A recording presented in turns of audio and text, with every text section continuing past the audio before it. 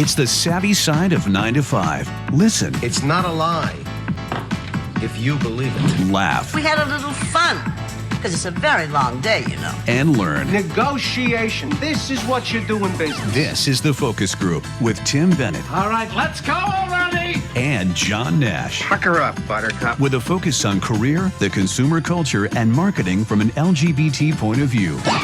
We're all business, except when we're not. When she does that. Hey, welcome to The Focus Group. Tim Bennett here, as always, with my good friend and co-host, John Nash.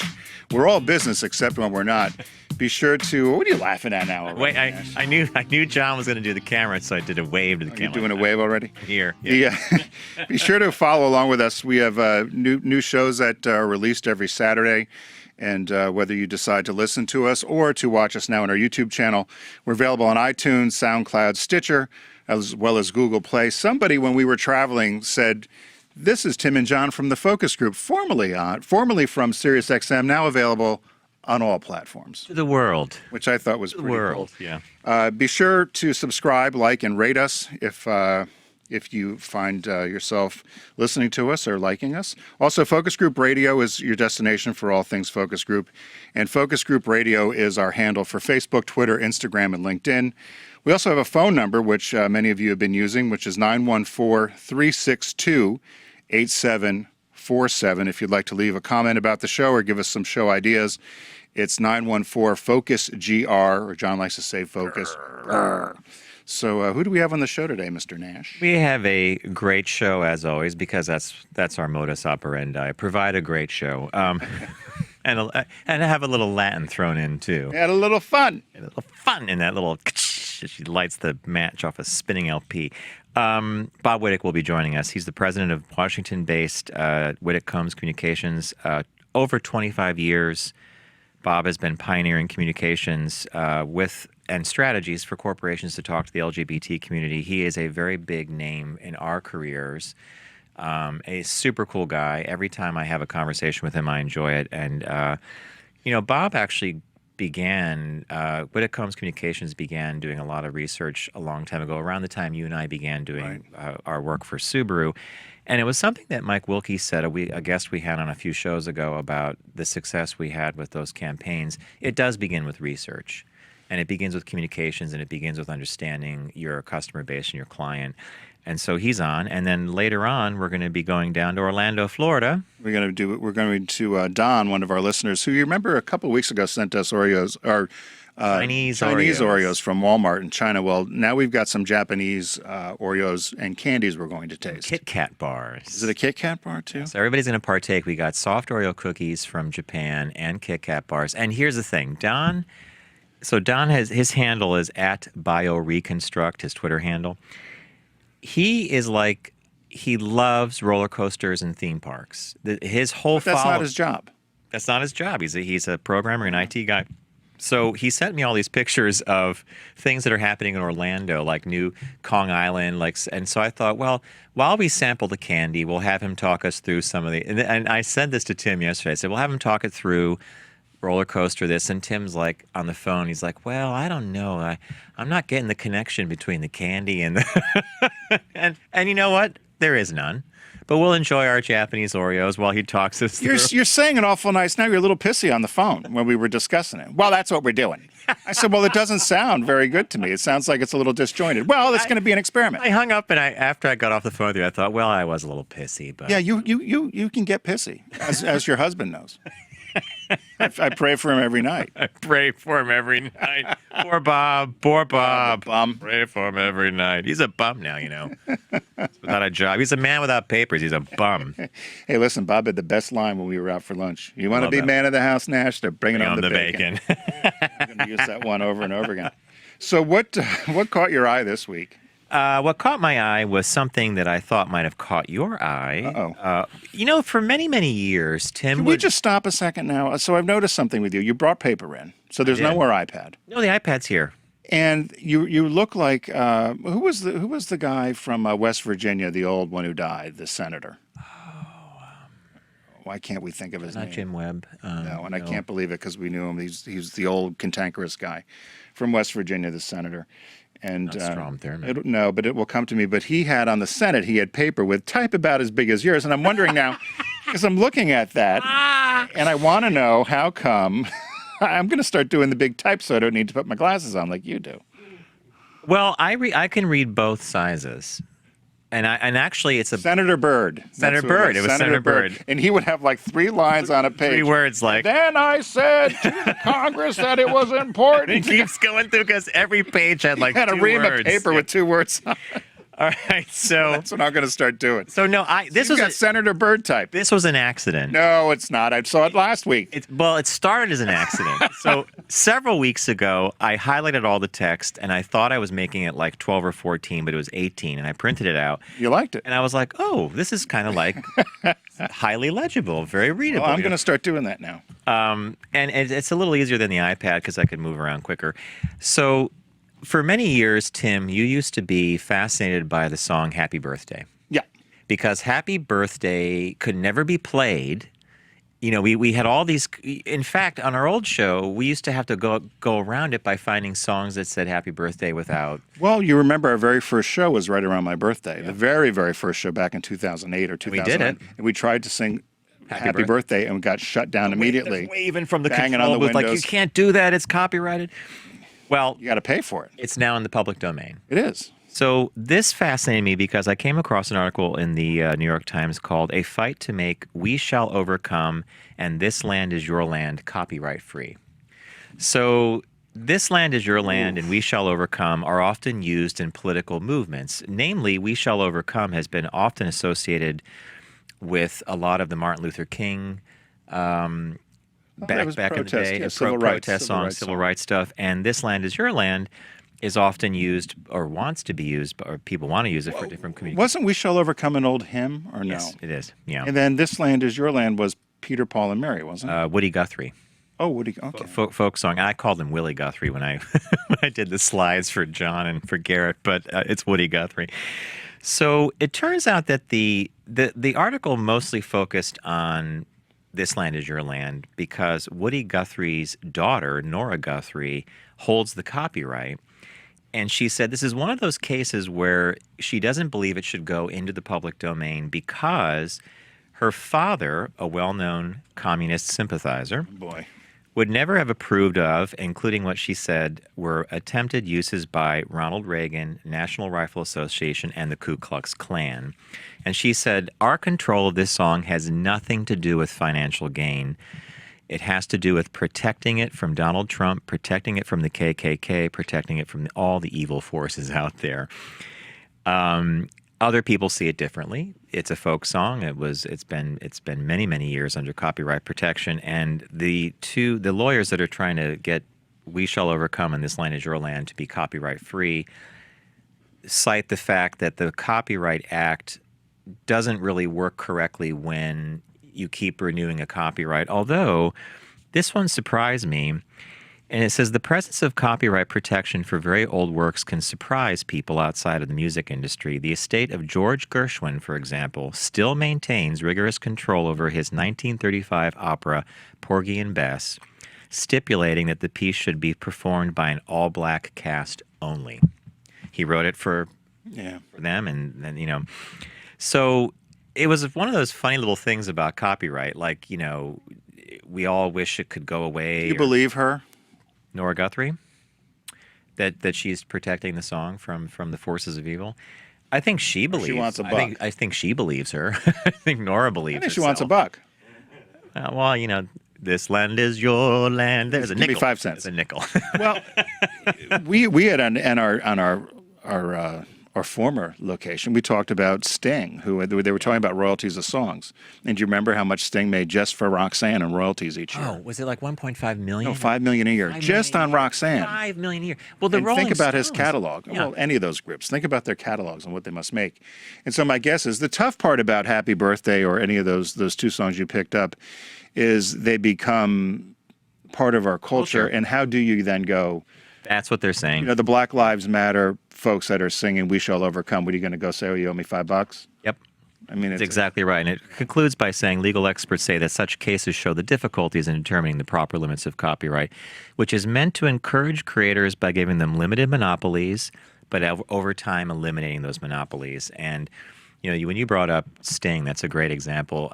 Ella Fitzgerald made more money dead than when she was alive. So whoever held that catalog, the Ella Fitzgerald catalog, Sarah Vaughan's another famous I think singer, Elvis is the same way. I think more he's now made money more dead. if you hold the and then there's these two things. There's the mechanical rights, and then there's the song rights. There's so that's what caught my eye. That's a good one. Oh my God, a stamp of approval from Tim. Well, and what caught my eye was the big type. So I'm implementing that for my next show. I think it's 18. It's 18. 18. Well, I might need a little bigger, but I can 24. almost read it from here with the glasses on. Mine was a very different one. Of course, you and I always pick very different things, which I think is odd, which somebody should follow us each week as to what we read. This was a deaf customer sues Taco Bell for discrimination. How does this happen? Claims she was denied service. Have you heard about this? No. So this took place in New Jersey. So a woman, she's a deaf woman. She came in through the drive-thru, and so you know how a drive-thru works at a fast food restaurant, right? You pull up. I'll have the number 2 with a large fry or burrito or whatever, and then you get to the window. You pick up your food, and there's throughput, right? Love you the get through. picture you picked. What? Legalized pot. Our menus for stoners. Stoners. So this woman, I'm not when I indulge in that, Taco Bell is the furthest thing down. Yeah, not me either. I think it's salty. But Gina Cerancione, I'll just call her Gina because it reminds me of Madonna's last name, which was butchered by the drag queen that was drunk when I was one of those F-level celebrities with you were a Derek judge Hartley. down at that Philadelphia Yeah, a thing. Gays Got Talent Philadelphia thing with Derek Hartley and Madonna's brother Christopher Ciccone, and the drag queen, Cone. right? The drag queen was half in the sick a cone, Christopher, sick a cone, and then finally Derek and I are just dying, and we're like, so Madonna's brother has got billing above Derek Hartley and myself, as he should have, but the drag queen could never get the name right as our F-level celebrities. But anyway, Gina said that, so the manager, so she took a video of this. So she gets up there and she hands a piece of paper to the person at the window and says, here's what I want. So the manager said to her, and they have this all on tape, the manager says, I will do this one time. I want you to understand me one time. After that, no more. That's it. Come inside from now on. Is that fair? So she says, according to the American with Disabilities Act, that they should be able to provide a drive-through for deaf people. So she tries it again. And she gets through the drive-through, and she hands them the slip of paper, and they just slam the window on her. Oh, my God. All right, and made her go in to the store. And then when she went into the store, they totally ignored her. And so she says that she's now sued Taco Bell. Taco Bell's response was, we have a fundamental policy to respect all customers and employees. We're committed to maintaining an environment free of discrimination or harassment. And so her point was that in this day and age, with all the technology and sophistication, that there was no excuse for Taco Bell not to have a drive-through that was accessible to deaf people. So then I started reading the comments section, and 2 people made these comments. One person said, "What was this? What this woman was doing was the same as showing up for a radio talk show, and then complaining that she couldn't understand what was going on." And that she should have nasty, enough. but Yeah, I thought it was okay. nasty. It says she should have had enough common sense. Since the intercom system only works by hearing, she should have just got out and gone into the store and would have alleviated all this issue. She says it's her right not to have to get out of the car. And then someone says, I can't believe deaf people even drive. Isn't it dangerous if you can't hear? And it reminded me when I was a district manager selling cars at Subaru, a lot of deaf people would come in to purchase cars, and what do you think they wanted? Immediately taken off the price of the car. radio. I don't need a radio. So they didn't want a radio. They didn't want a CD player. They didn't want any You of didn't those. want any of the entertainment systems, Can't hear. right? You can't hear a thing. So dealers would, all the time we got complaints. And so then finally they would just figure out another way to figure it out. But the CD players of no use to me. And back then CD players could be $2,000. Or item, yeah. So, or a radio My or a sound system God. in the car. So if there was some big See? sound system. This is why Caught Your Eye so funny, because you would never, I wouldn't think of that. Now, in the case of this Taco Bell thing where she's driving up and handing the slip of paper, I could see her point that she should have access to the drive-in window. But the flip side is the drive-in window is about expediency, right? Throughput, yeah. And you have to be able to hear. through throughput. So if you're avoiding the order point where the order goes in and then that's the time between there and when you get to the window, they're handing it to you, but you're doing the order at the window, it negates the whole point of a drive-through.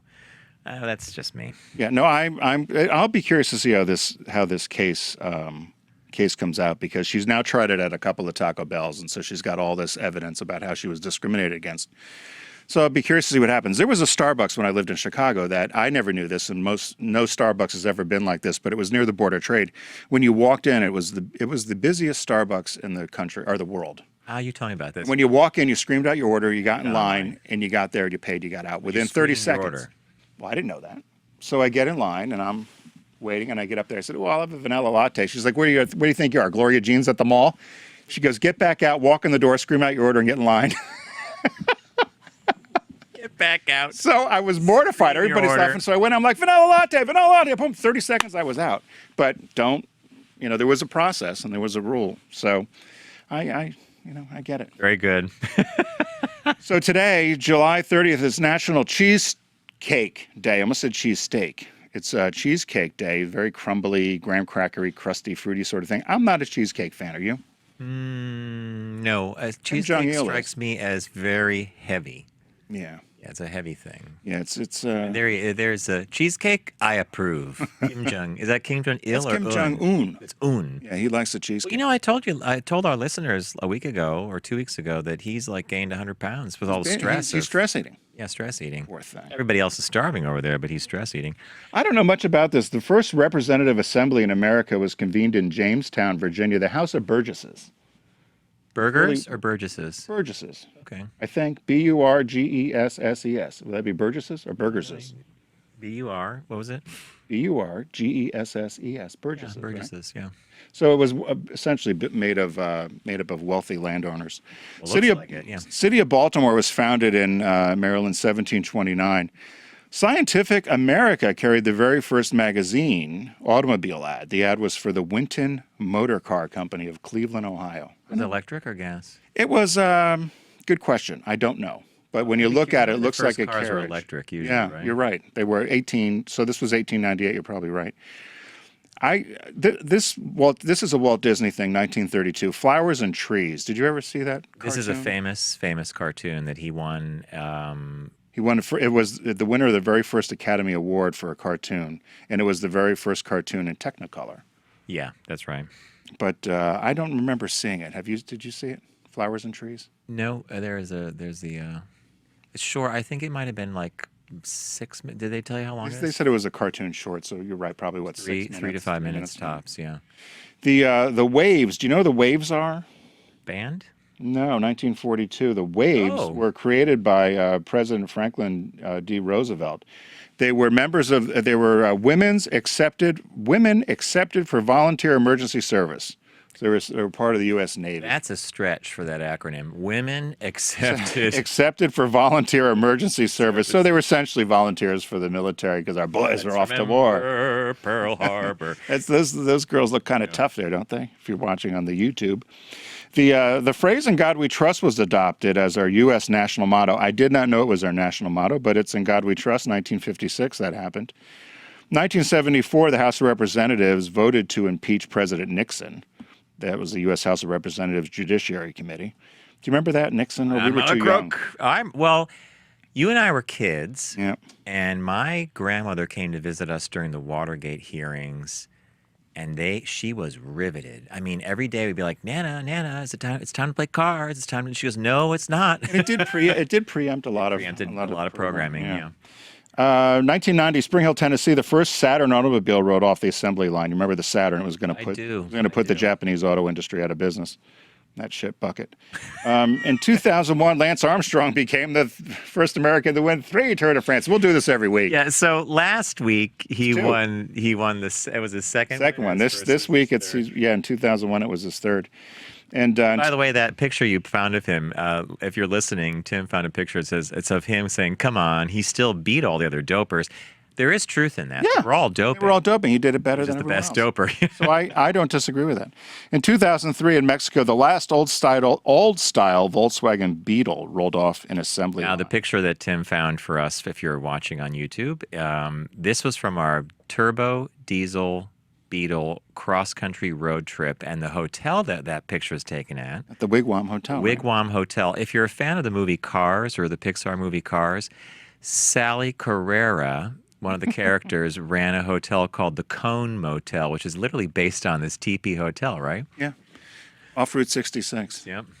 The very Is that where I had a salad and they had to like blow the dust off it? yeah at the The local McDonald's. I had a salad. I at go, the edge of "Oh, the Indian salad." reservation, and everybody looking at us like we had 20 heads. Did they take the salad out of the refrigerator? Yeah. You don't want a double chip? I thought we were going to get beat up. Because I ordered a salad? Didn't you see the way you were just, very unaware of the way everybody was looking at you.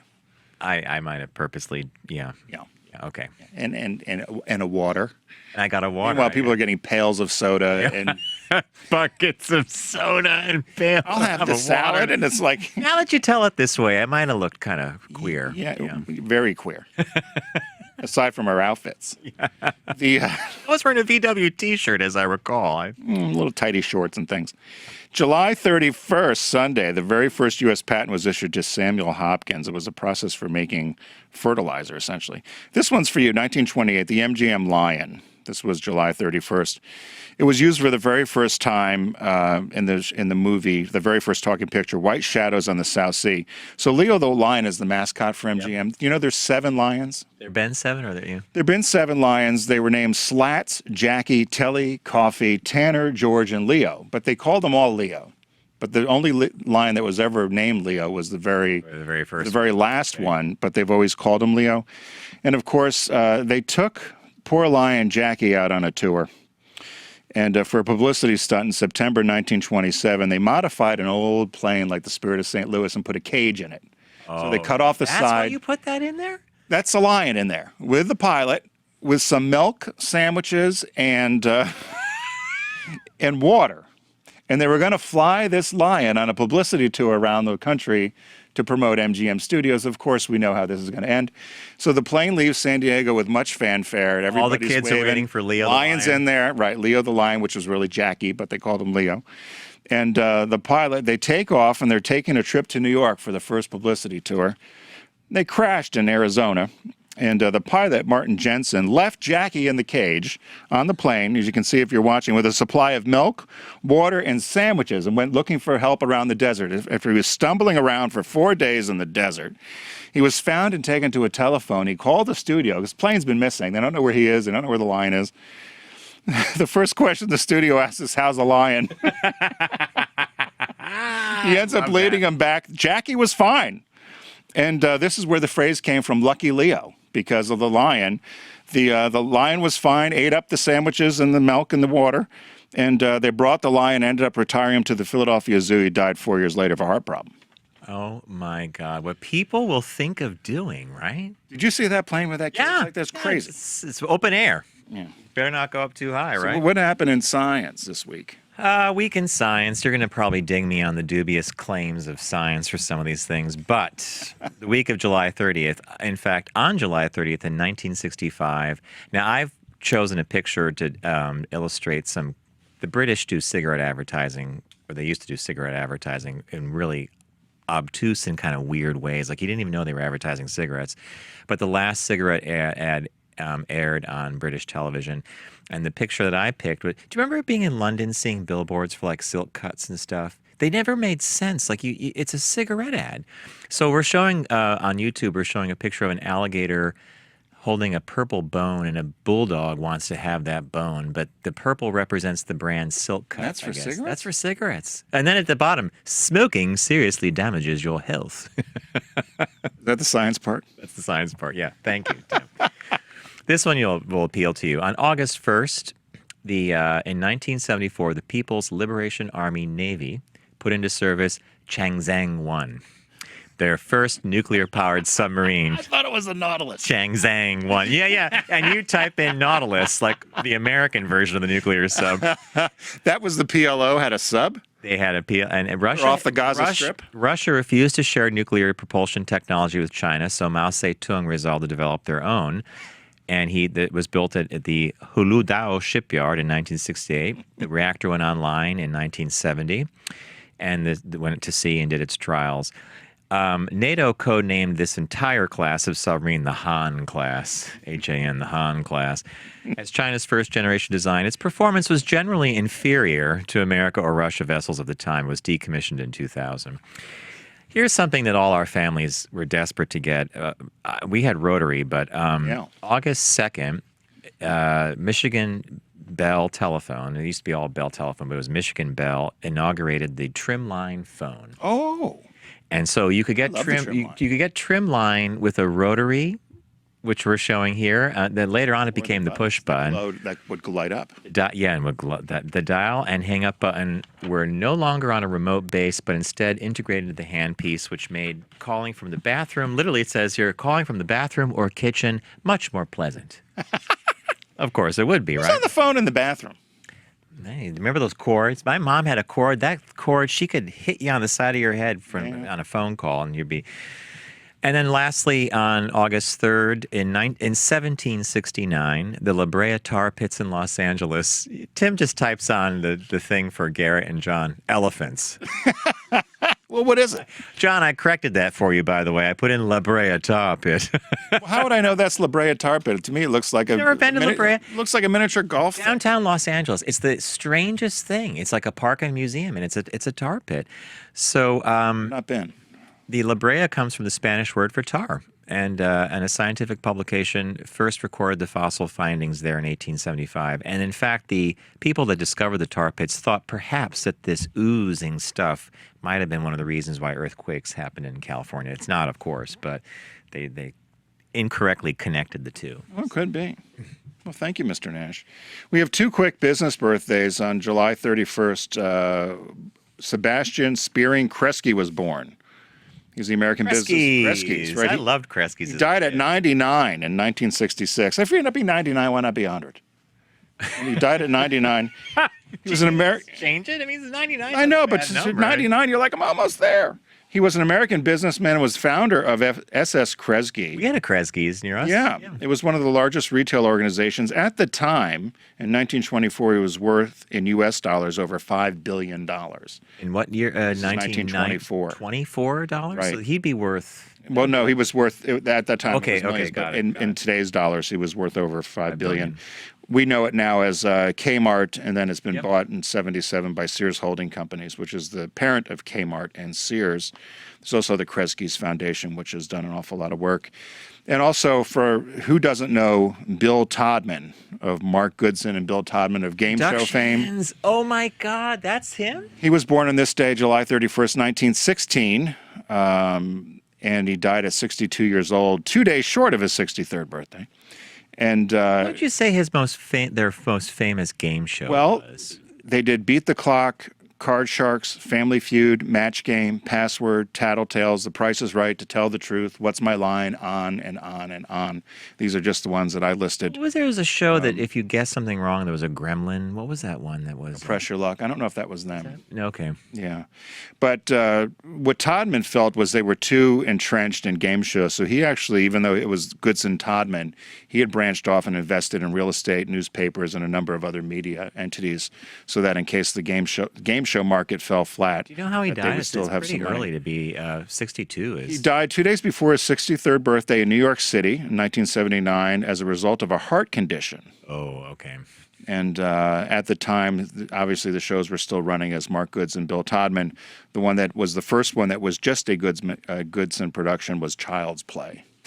Remember that show? We grew up on many of those game shows. So those are the particularly Match Game. Yeah. So those are their business birthdays. Tim, can we ever resurrect that music? Bum, bum, bum, bum, bum, bum. Do they still use that? Well, there's a new Match Game show that Alec Baldwin is the host of, and I'm wondering if they use. I haven't watched Alec it. Or Billy? I think it's Alec Alec Baldwin? Baldwin. Yeah, I think it's. If they don't, I would like to use the music. I'm sure they're using the music, All don't you right. think, or no? I wanted to co-opt it for us. Hey, it's the Focus Group. John Nash here with Tim Bennett. We are going to take a quick break, and when we return, we're going to be welcoming our good friend Bob Wite to the show. So stay with us, and we'll be right back.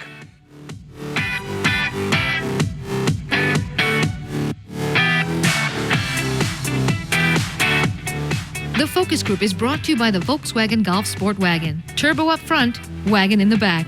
Visit VW.com to learn more. Focus on the savvy side of 9 to 5 with the Focus Group. Been in business a week. I got more money than I know what to do with. Listen, laugh, and learn with Tim and John. Herrera Rocher. He is doing well. Hey, welcome back to the Focus Group. Tim Bennett here, as always, with my good friend and co-host, John Nash. Be sure to follow along with us throughout the week. You can listen to our show now at any time because we're available on multiple platforms. If you go to focusgroupradio.com, you'll be able to choose the platform of your choice. The one thing we do ask of you is to either subscribe, like, or rate us, or do all three, because the numbers are important. Wait, I just love the one thing we do ask of you is to subscribe, like, and rate. Now you sound like your father. Yeah. So, Dead gay dad. and all of That's the book. Your That's dead not- gay dad. That's And not- all of our social media is branded Focus Group Radio, whether it's Facebook, Twitter, Instagram, or LinkedIn. So be sure to check us out there. Joining us from Washington, D.C. is a good friend of ours and a person well known within marketing circles, and particularly LGBT marketing and communication circles. It's Bob Wite, who's president of DC-based Witeck Communications, and Bob has spent over 25 years, I guess you would call it pioneering, but I think pioneering sounds old. Are we pioneers? Is Bob there? Bob, are you a pioneer? Yes, I am. I'm sitting in the Smithsonian. They put me under lock and key. But, it's funny because your bio is about 2 pages long and you've done so many great things. And we joked before you were coming on that if there's anybody in the LGBT community that doesn't know who you are or doesn't know what Witeck Communications has done, then they probably have not been paying attention for the last, 25 years. So we want to welcome you to the Focus Group. Thank you very much. I'm really excited. I like to talk to guys who also appear as avatars in cartoon characters. I hope someday I will be one. Unless maybe I am cartoonish. I'm not sure. Well, we could probably do that for you. Glenn Hansen's the guy who did our... We have an illustrator that's on tap to make us look younger and svelte. Beautiful. I know. I could use all the magic. Hey, thanks for joining us, Bob. And we had a number of topics we wanted to discuss with you today. And one of them, right off the bat, that John and I have talked about frequently on the show, was that as there have been more acceptance for the LGBT consumer, or businesses or corporations have recognized us as a powerful market, that we see an awful lot of acknowledgement for us during June, which is Gay Pride Month. And you were quoted in a couple of articles about the importance of going beyond June. Am I phrasing that correctly, or do you want to expound on that a little bit?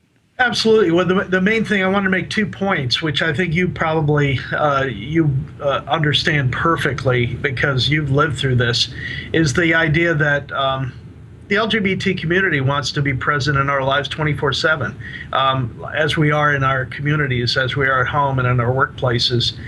So if Madison Avenue and marketers think that we are trotted out only once a year, then it's to their detriment, because it presumes that we only pay attention once a year. And that leads to the other issue I was raising, is that a company, if it wants to really connect and really resonate with the marketplace, it has to actually speak in a variety of different ways, not just in the market, but it has to behave and act and communicate with a sense of stewardship and respect for the LGBT population in the marketplace year round. And that means not just advertising, but that means obviously acting in its policies, or when issues come to the front, like in North Carolina, that when they see the impact that has on their customers and their workforce, that they behave in a public way. Bob, when we were earlier in the show, when we were setting up your visit with us, one of the things I talked with Tim about was your pioneering work in a lot of LGBT research, which I think gives companies and executives a foundational way to make the case for doing something all year, at least beyond June. When you look at research now, or when you commission it, when you work with some of your clients about this, do you actually see trends and or things that pop up that would help make that argument stronger to some of the corporations you work with and talk to? Absolutely. The one thing, the good news is, let me go back into the Wayback Machine, because almost 25 years ago, when we were sitting in one of our first conversations with American Airlines, one of the first questions they asked were, how many gay people are there, and do we have many of them here at American Airlines? And I thought the troubling thing was not that he didn't have an answer, because I surely did not, but the idea that he had no concept of gay people working around him. And in fact, there was a closeted gay man in the room at the moment, who I found out later. So I thought, these walls are very thick. They're bigger than Trump's walls. They between colleagues and co-workers and team members. So if they're not even talking to each other, we have a bigger issue. But fast forward, so when that question was asked, how many gay people are there, or how many do we employ, we understood 25 years ago that this was the golden seed. This is what everybody needs to know. But John, to understand it 25 years later, what companies want to know in addition, and they have to know in addition to how many gay people there are and who they are, they want to know how we're alike or different from other people. So the better research that is being performed around us, and there are many, many great researchers. They're in the marketplace and social studies, but they're also doing comparative modeling. So they're trying to find out what makes a gay household or a gay person as a voter or as a consumer alike or different than anybody else. Because we all know one thing, is a lot of the buying preferences and purchases we've made over our lifetime, they've also been dictated by what our mother brought into the house.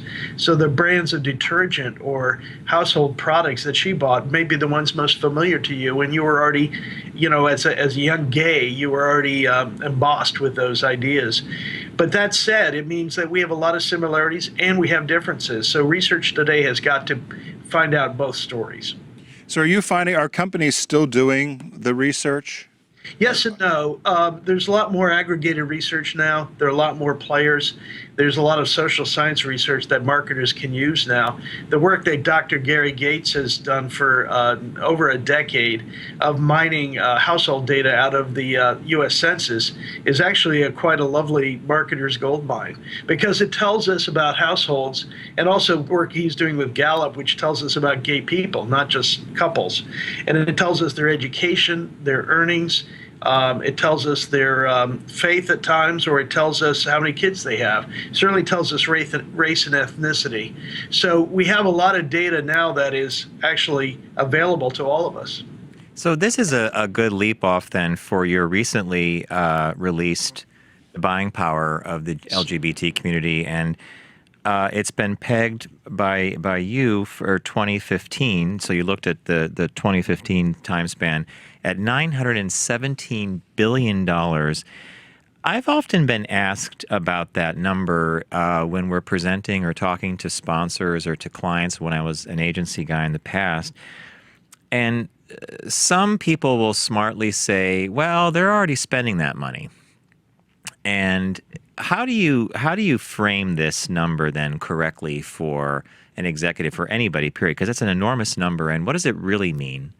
Well, I'm happy to dispel the mythologies because there are so many. The one thing we also run into is we don't, but others make comparative samples of African American or Asian buying power, for example, and they compare LGBT buying power with other minority demographics, so-called. But the problem with that is that we're not comparing the same thing. With LGBT population, we're part of those other populations. We're African American, we're white, we're Hispanic, we're Asian.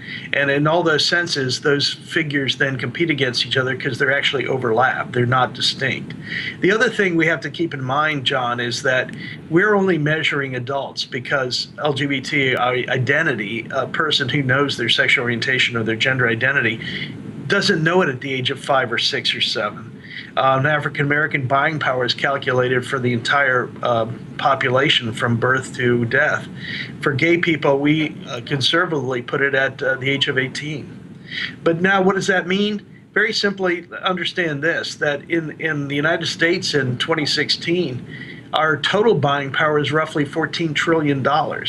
So in the sense of how does that figure stack up, it's roughly around between 6 and 7% of the whole. And that's roughly where we come in, because we're making some basic assumptions. We're making the assumption that across the board, gay earnings are probably not that different from their counterparts. The work that Dr. Lee Badgett, the economist, has done tells us that, at least in her data sets, that lesbians tend to earn slightly more than straight women, and that gay men tend to earn slightly less than our straight counterparts. So if you summarize that, it means that we're actually, as a population, not altogether different. And we also look like the rest of the population because our racial and ethnic makeup are the same as the United States. That's the one thing that I thought was important, and I think where John was going was that there was always this misnomer that particularly gay men were a lot more affluent than the rest of the population. But this really is about spending power. Right. So it's not necessarily that I'm making more money, but it's what, I guess it's the way I spend it. Well, it's exactly right, because marketers, that's really what they're mostly interested in. African Americans as a race or racial group in America do not earn the same as white people earn in America. We have decades and decades of economic discrimination. It doesn't make them less valuable as a market, or less interesting and less appropriate to a target. So the question for us is this: if we can eliminate the myth of affluence, that gay people are not wealthier than anybody else, does it still matter? Because do 6 or 7% of the population make a difference? Well, they do in a number of ways. And the ways that I've also tried to present it this year is that our involvement in the market, our involvement in society is actually motivating, I would say, or stirring others to share our values. Millennials in particular are discovering that they want to behave in the market to acknowledge and support companies and brands that recognize and support gay people. They think equality is a market virtue and not just a personal virtue. So that translates. So I'm going to ask you kind of a dual question. I think you phrased that beautifully, Bob. And as I'm listening to you, I thought to myself, if I'm an auto executive, if I'm in banking or finance, if I'm in pharmaceuticals, doing direct-to-consumer stuff, I'm definitely going to, my attention's going to be pricked a bit, because I'm like, wow, okay, it's 6 or 7%, which interestingly is a number that I think we all kind of use internally sometimes. A long time ago it was 10%. For the size of the gay population in the U.S. Was there anything surprising that literally popped out at you in the research and the study that you did? And is that coupled to this notion of why people should be paying attention to these numbers, aka the 6 or 7%, and why that's so important? Well, I think for some of the same reasons I mentioned, but some additional reasons. One is because if either of you read, all of us have perhaps read The Tipping Point by Malcolm Gladwell. The behaviors in that book, in fact, the first anecdote is about gay men. The thing that I quarrel with Malcolm Gladwell about is that he didn't call them gay men. He called them residents of Chelsea. And I thought that is a substitute gay men, apparently. But he was talking about the tipping point of viral influence in the market and the purchase of shoes. And I thought, well, if anybody's paying attention to the purchase of shoes, it's clearly going to be gay and bisexual men over straight guys, because they're going to be a little bit more fashion forward, not just anecdotally, just because research tells us that. But what he was saying is that they were influencing the marketplace, generally speaking, which I think gay people still do. I think that they are avatars for a lot of things in terms of entertainment, dining, food and wine, apparel, and not because they buy more than anybody else, but because I think they have dedicated more attention and actually share of wallet to so many of those purchases. And so again, they're not spending more money generally, but what they are doing is they're spending it on things in which they can make a difference. You know, you have and we're talking with Bob Wite from Witeck Communications, based in D.C., who's had a long storied career of reaching the LGBT consumer with a number of different brands and also nonprofits. You have a front row seat down there in Washington. Yeah. As we have two very different people running to lead our country, and I'm a little surprised, and maybe I just haven't been aware of it, but I'm surprised from both the Democrats and the Republicans that we seem to be absent a little bit in any of the messaging. Is that true, or is that my imagination, or is that going to be coming? Interestingly, when the Republican convention about to wrap up, I hope tonight, so we can go back to watching My Mother the Car reruns or something. But in this instance, I got a call from a reporter at the Washington Post today about that, because she was saying she was noticing, and others have noticed, that there were LGBTQ references made in the remarks in the last couple days. And I told her that those were primarily intended, as far as I can tell, to be sort of dog whistles, not to gay people, but to moderates. And what they were trying to suggest is, look at us, we respect gay people too. Unfortunately, they've now nominated Mike Pence as the running mate, and Mike Pence was the poster boy for the discriminating, or anti-gay discriminating leader in America last year in Indiana. So unfortunately, that dog whistle, so-called, is lost on gay people, and they're not buying what they're trying to sell because the platform and the candidates don't articulate that. So next week, I suspect you and I are going to see a very, very different story. For example, I believe the LGBT delegates at the Democratic Convention number between 300 and 400. So their visibility, I think, will be palpable, plus a lot of their allies will be there, and there will be LGBT speakers on view, other than the one, I think, at the RNC, Peter Thiel. But one other thing I would make a point is, at the Republican convention, I also read out of the 2,400 or whatever it is delegates, 18 are African American. So if LGBT people don't see themselves there, if you're black in America, you don't see yourself there either. Oh, Bob, but Tim and I were talking about this prior to getting on the show today, and it's a shock to me when the camera pans over that audience. But I had a strange thought, and I wonder how you'll react to this. And this is less a question and just more one of those sitting around having a glass of wine kind of things.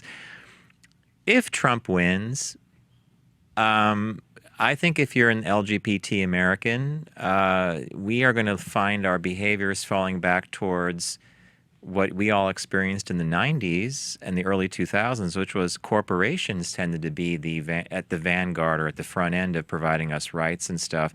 Do you ever hear anything trickle down like that from some of your clients? Or? Well, I think one thing, the genie's gone in the corporate space. The only issue corporations are responding to in an exploratory way now is how to carry their attitudes, their policies globally. The United States, that dog has already come back. And when you have 60 companies, for example, on the amicus brief in North Carolina on largely about access to restrooms by transgender Americans, I think what you've done is you've changed the conversation. They already get it. So I don't even think Trump has the power to roll that back in terms of attitudes. But I think he does get a blowback if he tries that, or he gives power to anybody, including his vice president, to try to change federal law. We do have a big journey, as you know, after January, theoretically with the new Democratic president, is to pass a federal non-discrimination law. That's the key. And business would be behind that, I think, wholeheartedly. Well, because most businesses already have policies similar to that, right? They're not squeamish about transgender people anymore either. They're beginning to understand it. I've had a lot of conversations about transgender bathroom policies in the workforce in corporate America, and I've looked at a number of them. The thing that I keep trying to explain to many of these HR people is very simple. These are already your practices. You don't have to change anything except you have to put them on paper, because all of them in practice have made it very clear that the individuals who work for them or their customers are welcome to use the restroom that matches their gender identity. They've never had any protocol or any enforcement or any unhappy consequences of dealing with transgender people trying to use the wrong so-called bathroom. And so I'm trying to make sure that I communicate this is business as usual. You are now treating people the way you've always treated people. That's a really important last point you make, actually, and that was something that when the North Carolina law was passed, a lot of people commented on this. That where are the reams of complaints that would foster this kind of legislation to even be brought up in an elected body? It's just very strange. Hey, Bob, I want to thank you for joining us today. We've been talking to Bob Wite, who's the president of Washington, D.C. based, as Tim said, front row seat to the Carnival show in D.C. Witeck Communications. Truly, I don't even want to say pioneer, because pioneer sounds like you went out west and they circled the wagons. That was that. Someone at the leading edge, vanguard, someone in the vanguard of our community who has made our visibility, our demographic, our buying power, our marketing power. Everything you've done over these last 25 plus years has advanced our cause in very unique ways, and I think it's an amazing thing. And we do count you as a big friend here at the Focus Group, and we're always happy when you are able to join us. There you go. So much. Oh, well, thank you, Bob. Hey, it's the Focus Group with myself, John Nash, and Tim Bennett. We're going to take a really quick break, and when we return, we're going to do a little bit of shop talk and some taste tests. Yeah, Oreo cookies.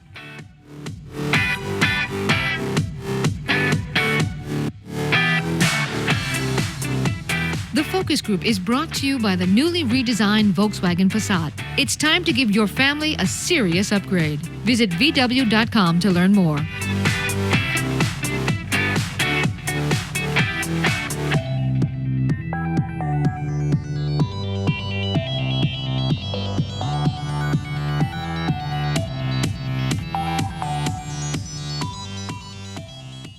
Now, back to the Focus Group with Tim and John. Glamour today is nothing but a tight skirt, loose hips, and wet lips. An entertaining look at the world of business. Make it work. Make it work. Make it work.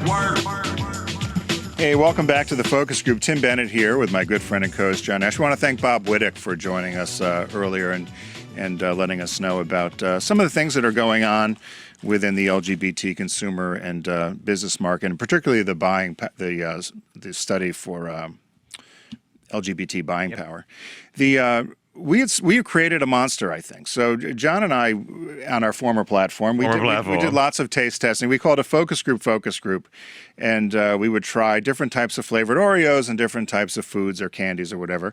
And we have a listener who's been corresponding with John. It's Don Gwarick in Orlando, Florida, who travels the world, and he has sent us some Chinese Oreos. These are Japanese. No, but last time was Chinese Oreos, and this week, what did he send us, John? These are Japanese Oreos. So we have they're soft cookies, and let's see, we got this looks more like the normal Oreo pack, and then Tim's got. I've got these other ones here. Now, do we have Don on the phone? Cherry. Yeah, I'm here. Hey, Don, how are you?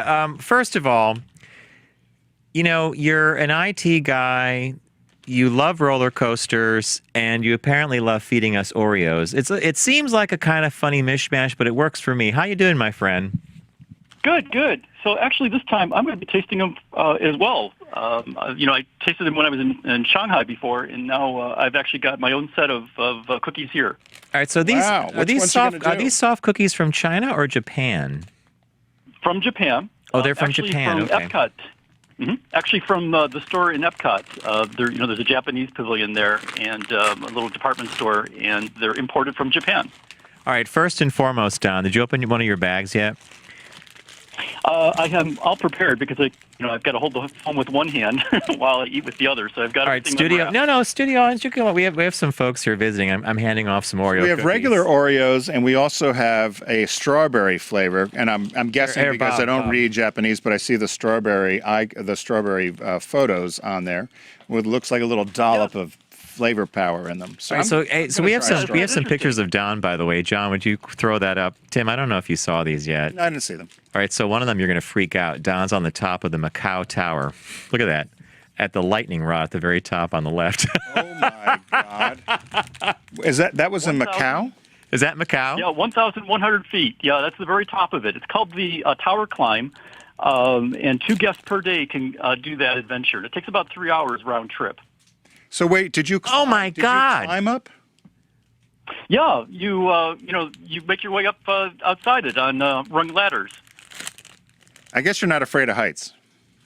No, not at all. I've jumped off the Stratosphere Tower, on the Don. cable. I want to jump off the Stratosphere. And the day I was all set to do it, they shut down the ride because of high winds in Vegas. I was very let down. Yeah. Okay, this is very Japanese. The Japanese do a great job of doing imaging and photos and so forth. So I don't know if we can get a close-up here if you're on YouTube. If you get a real close-up of the Oreo bag, you can see that beautiful little dollop of red. There, in the middle there. In the middle there. John, you want to point? Carol Merrill. Carol Merrill with a strawberry. So I thought, let me open it up, and it looks like I got a dead tick. Open. There's no. It looks like an egg. Dollop. That's what I got. John, have you tasted any of these yet? Yeah, I'm tasting the strawberry right now. Very good. That's what I'm tasting. I tasted the normal one, and you know what I think of when I have this? It's like a Hostess Devil's Food cake. Devil's Food. They're delicious. All right, so Don, I said, Tim, while we're doing this, Don's going to tell us about a couple of attractions in Orlando. He didn't see the connection between Oreos. There's no connection. You climbing the Macau Tower. Oh, and by the way, that other picture of Don that's on that thing, he's doing a marathon, and back behind him is the launch pad where they used to launch the shuttles from. That's actually the Rocket Man Triathlon. You run, bike, and swim. And it's a 29-mile bike, and halfway through, you go by the pads, and most everyone gets off their bike to, take a picture. Wow. I would. I'd stop the triathlon right there and hang out. But So I see where this is going. I see you in the bike kit. So this is a little nerdy pen pal thing we've got going with John in Florida and Don. I want to do everything Don's doing. Right, when you go down there, why don't you do the marathon with him? Okay, I have an idea, and Don may be the person to make this happen. I think we need to go to Orlando and do some of these rides. All right, so let's look at some of the slides that Don sent me pictures. All right, this new thing is called... This is a new resort now in Disney. Is this Disney World? Yeah. No, that's at Universal. It's a brand new 1,000-room convention hotel called Sapphire Falls. It opened up last week. I was one of the first guests and first night, and it's a very, very nice hotel. So it's luxury convention. It's definitely like business high-end, right? Yes. Not terribly high-end. Rack rate is like $250. Well, you know how high-end you can get with some of the brands. This one's in, a good convention rate. $250 per night is the rack rate. Well, it looks beautiful. If you're listening to us just on audio, this is the one case where you do have to go over to YouTube so you can see the pictures of not only Don and our Oreos, but also some of these other great shots you've sent us of this particular hotel. That actually looks like a nice place. All right, then what's the next one here is, okay, this is this Skull Island Kong ride? Yes, it is. Yeah, that also opened up last week. It's been a busy week. It's a brand new 3D attraction. It's self-driving trucks. They actually have a robotic driver, but it's a self-driving truck. And it's a 3D adventure into what will be the next Skull Island, next King Kong movie called Skull Island. That's coming out in November. And is that Universal as well, Don? It is, yep. Okay, so what do we have next here? I think this is the Uniglow. Did I do that? Yeah. So I mentioned this to Tim, and I was kind of surprised that Uniglow Disney World? It is in Disney Springs. It's a shopping and dining entertainment district. It used to be called Downtown Disney, but it's greatly expanded and now called Disney Springs. Are you visiting these places on work, Don? No. I just am a big fan. I live near Universal, so I'm there quite a bit. Right. Because I like to do a daily walk. But I was actually at Epcot yesterday as well. It's just, something to do at night to unwind from work. Do you have a partner or husband or wife or... No one can keep up with my pace. I was going to say, you're doing all these things and traveling all over. I was wondering if you had a What's the next significant picture we other. have here? I think. Oh, all right, this looks like something right out of a Kit Kat ad. Twix. that half of the doing caramel. It's like a chocolate factory or something. Yes, that's going to be opening up shortly. It's steampunk themed. That's the Toothsome Chocolate Emporium. Basically, the universal version of a Ghirardelli. Lots of desserts, but also sandwiches and burgers. Okay. Now, by the way, while we were looking at pictures, Don, I tried what looked like green tea Kit Kats.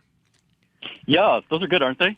I was okay, but we have some friends in the studio who they're giving it a thumbs down. I didn't try the raspberry. Oh, okay.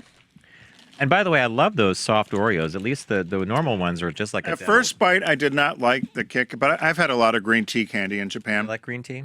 I do like green tea, and at first bite, I was a little bit concerned, but now that I've finished it, I think I actually like the Kit Kat better than the Oreo. The Oreo to me, now I didn't try the regular Oreo. I tried the strawberry one. Try the regular one. It's like a devil's food. Yeah. What's our next picture there, John? Okay, I think it's... Oh, okay, so, Don, this is really funny. Don sent me this picture, and it's an official Coca-Cola pavilion. I'm thinking this is Universal, or is it Disney? No, that's also Disney Springs. That Disney opened Springs. up about 3 weeks ago, and now serving alcohol. So you can get an official rum and Coke there, or a Jack and Coke if you want. My favorite thing on the menu there is Mommy Moment Lemonade, which is whiskey and lemonade. What was it? What was it called? Mommy Moment Lemonade. Mommy moment. Need a mommy moment. Yeah. Oh, I love that. A mommy moment. Right. Okay, we're in the park, kids. Mommy's going to the Cokes. It's like taking a doll. And I liked you had sent this, and you had sent a picture of a rum and Coke with it. And I think our last picture is a ride. All right, what are they building here? You said it's something called Volcano? Yeah, both Disney and Universal are, opening up things gangbusters. But this is one of the most interesting things. It's a brand new water park called Volcano Bay. 200-foot mountain with water slides inside, 3 different sets of water slides. And then outside it is also, a wave pool and 4 other sets of slides. One of the most interesting things about it is they're claiming that they won't have people waiting in line. They'll, have a reservation schedule for getting on the slides. That's interesting, that actually. opens up next summer, probably. As you send me pictures of all this, I don't even know where they put it all. Like, how much land is Disney World built on? Well, it started out at 43 square miles. Some of it's been sold off. And then Universal actually has purchased an additional 474 acres south of I Drive, and 380 acres of that are contiguous. There's like little subplots off to the side. And their current property is about 444 acres. So you can imagine 2 more parks and hotels, water parks, and that sort of thing in that property. No plans yet. They just purchased it only like in January. And so we were expecting, much more in Orlando as far as you have to get the gators out. Well, that gator thing. So Don, you probably saw the renderings for the new Star Wars portion of Disney World. That's going to be in both parks, right? Anaheim and Orlando. Correct. You'll be able to go on the Millennium Falcon. They'll have slightly different atmospheres, but that's like the key attraction is riding the Millennium Falcon. Disneyland is farther along than the one here at the Disney Hollywood Studios. And Disney Hollywood Studios is also going to have a Toy Story Land. Wow. I tell you, this is a machine that, Now, do you go on all these rides? Oh, of course, yeah. And next year, actually, Avatar Land, Pandora, will be opening up in Animal Kingdom at Disney. So what do you think? Pandora, not the jewelry people, Pandora. No, Pandora is the name of the world in the Avatar movie. Tim's having you on. He's just smiling. He's like, I know Pandora. I get my nieces those Pandora charms every Christmas. What's funny is Disney and Pandora have a relationship. There's actually a Pandora store in Disney Springs, so there'll be lots of confusion about that. There will be. Well, Don, you're going to have to come up sometime and co-host the show with John, and you guys can nerd out on all what this. We're going to do is we need to get Tim over his fear of heights and his fear of roller coasters. That's not going to happen. That can happen. Don can take I'll do Space Mountain. Yeah, there's lots of attractions here that Tim can ride. My suggestion is to join Derek and Romaine in February. They're going to be doing a Disney World weekend. Maybe we'll do a joint show. Hey, Don, are you serious? I didn't know. We're going to see Derek DNR pretty soon, actually. They're going to be on the show. Tim talks to Romaine a lot, and they're going to be on our show soon. I didn't know they were doing something. DerekandRomaine.com with information. I think that could be. Are they doing Florida? They're doing a Disney. You said it was in Walt Disney World. They're actually doing a cruise the week before, and when they get back to port, they're doing 3 days at Disney World. At the park, wow. You know what? Tim's going to have a little confab with Romaine because he talks to her, and as we prepare for them to come on our show live, it's in September. That'd be a good trip for you. No, I want you to be there too. Why are you saying it's a good trip for me? See, he's making this face. You only have one airline ticket, and I hate to give it up, but I'll give it to you, John. Hey, Don, I want to thank you. Okay, so all right, let's do a quick one. I'm thumbs down on the what is it? Strawberry Oreos. Strawberry, but I love the other ones that taste like devil food cake, and I do like the green tea Kit Kats. I like the green tea Kit Kats a lot. I'm wondering why the Oreos are soft cookie. I'm wondering why it's not a hard cookie. That's just a Japanese. Oh, it's just a different brand extension. That's all. Yeah, no, I was just wondering about it though because I think the shape of them as a hard cookie I think would be great. But I'm not a big fan of the soft. And Don, the other thing you sent me was, I'm guessing it's dark chocolate Kit Kat? Yes. You know me very well. It's my favorite chocolate in the world is dark chocolate. Oh, we didn't open that. I might just squirrel that home That for didn't later. get opened up. Hey, give me the green tea and a strawberry. You can have the green tea, yeah. Yeah. Hey, Don, thank you so much for sending us all these treats and for spending some time with us talking and about... remember to follow me on Twitter at BioReconstruct. We have you actually on our screen right now. It says, on the phone with Don Gorick, and below it says, at BioReconstruct. And by the way, folks, when you check out that feed, you're going to see all these cool pictures of everywhere that Don has been. And I never saw that Macau Tower one, so when you sent that, there's my, we're doing a Carol Merrow positioning of the Kit Kat bars here. I've got another green tea I would like to climb that tower. And you know, Don, I have an idea. You've never been to Toronto before? Oh, I have. There's a walk outside it. I was actually comparing prices. The Macau Tower has it as well. The walk in Canada is $150 US, and in Macau it's only $100. Yeah, so you know what I'm talking about. It's at the top of the CN Tower. My husband Bob and I were up there about 2 years ago. I missed the cutoff point to get out there, and he was like, "You're crazy? You want to go out on the tower?" I was so jazzed to get that suit on and put the safety thing on and walk around that thing.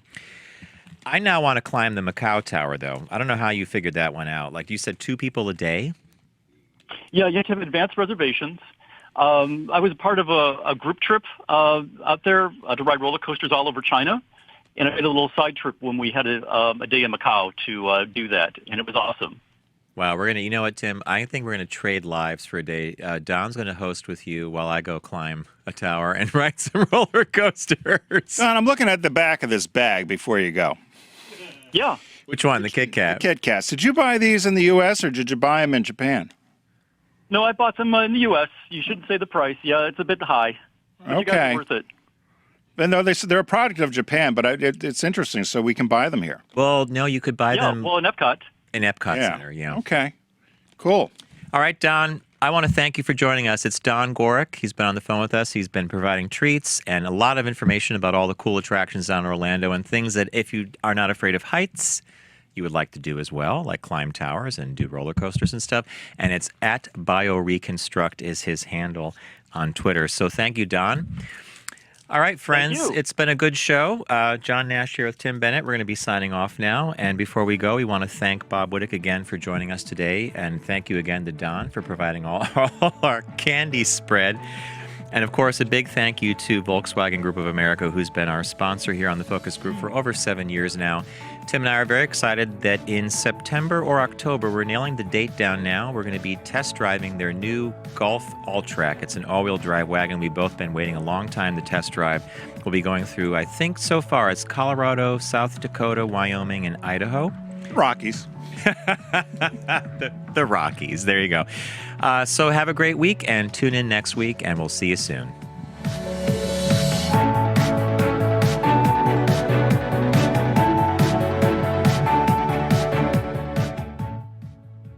Join the focus group on all forms of social media. It's easy. And like good marketers, our branding is uniform across all platforms. Find us on Facebook, Twitter, Instagram, and Periscope at Focus Group Radio. Again, join the conversation across all of our social media platforms at Focus Group Radio.